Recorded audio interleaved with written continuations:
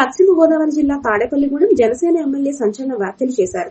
తాను చనిపోతే కొందరు బై ఎలక్షన్ లో గెలవాలని భావిస్తున్నారని, ఈ విషయం తనకు బాధ కలిగిస్తుందని చెప్పారు. ప్రజల మద్దతులోనే ఎమ్మెల్యేగా గెలిచానని, నియోజకవర్గ అభివృద్ధికి కృషి చేస్తున్నానన్నారు. తాను ఎప్పుడు చనిపోతానో తెలియదని, బతికి ఉన్నంత వరకు మాత్రం చనిపోవాలని కోరుకోవద్దన్నారు. ఎమ్మెల్యేగా ఏంటంటే పవన్ కళ్యాణ్ గారు నాకు మ్యాండేట్ ఇచ్చినందువల్ల, తాడేపూడి కాన్స్టిట్యూన్సీలో ఉన్న ప్రజలు ఓట్లు వేసినందువల్ల అయ్యాను. కానీ ఎవరి త్యాగాలతో నేను అవ్వలేదని కూడా నేను క్లారిటీ ఇస్తాను. పార్టీలు 3 పార్టీలు కలిసి నరేంద్ర మోడీ గారు, పవన్ కళ్యాణ్ గారు, చంద్రబాబు నాయుడు ఆశయంతో నాకు టికెట్ వచ్చింది.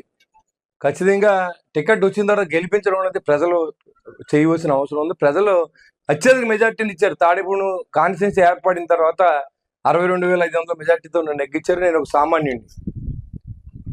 మా నాన్నగారు ఒక ఆర్టీసీ డ్రైవరు. ఆ స్టేజ్ నుంచి ఒక ఎమ్మెల్యే ఎదగడానికి నా జీవితం అంతా కష్టపడ్డాను. ఇవాళ చాలా మంది మాట్లాడుతుంటే చాలా బాధేస్తుంది. ఎందుకంటే ఎలా ఉందంటే, నాతో ఉన్న కొంతమంది వ్యక్తులు నేను చనిపోతే బాగుండు, వెంటనే నాకు బై ఎలక్షన్ వస్తే నెగ్గితే ఎమ్మెల్యేని అయిపోతారన్న విధంగా ఆలోచన చేయడానికి నేను భరించలేకపోతున్నాను దాన్ని. నేను గెలిచిన తర్వాత నిరంతరం ప్రజల కోసమే పనిచేస్తా ఉన్నా. నా సొంత వ్యాపారం మానేశాను. నేను ఎక్కడా కూడా ఎవరిని ఇబ్బంది పెట్టలేదు. ఇటు తెలుగుదేశం మిత్రులు కానీ, అటు జనసేన కానీ, అటు బీజేపీ కానీ. నేను ఎన్డీఏ ఎమ్మెల్యే, నేను ఏ పార్టీకి సంబంధించిన వ్యక్తిని కాదు. ఇన్ని జరుగుతూ ఉంటాయి. ఓ పక్కన అధికారుల్ని సమన్వయంతో పనిచేయించాలి అంటే, ఓ పక్కన అధికారులను బెదిరిస్తారు. నువ్వు ఉండాలని లేదా, పైన మా పార్టీ ఉంది, నేను పంపేస్తాం.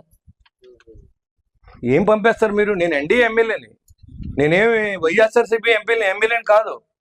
ఇక్కడ అధికారులను కూడా పరిరక్షణ చేసుకోవాల్సిన అవసరం ఉంది. అధికారులుగా అవసరం నాకు పూర్తిగా ఉంది. అధికారులు చేయకపోతే నేను చేయలేను. ఇక్కడ చేయమని కమిషనర్ ఆదేశింటే కమిషనర్ ఇవన్నీ చేయించాడు. ఇది చేయమని అనిల్ వీళ్ళంతా ఉండి రాత్రానిగా పాలన ఇక్కడ కొంతమంది కూర్చొని టీలు ఒకరు పెట్టి, కాఫీలు ఒకరు పెట్టి, గవర్నమెంట్ డబ్బులు ఇవ్వకుండా ఇది అభివృద్ధి చేస్తూ ఉంటే విమర్శలు చేసేవాళ్ళకి చెప్తున్నాను.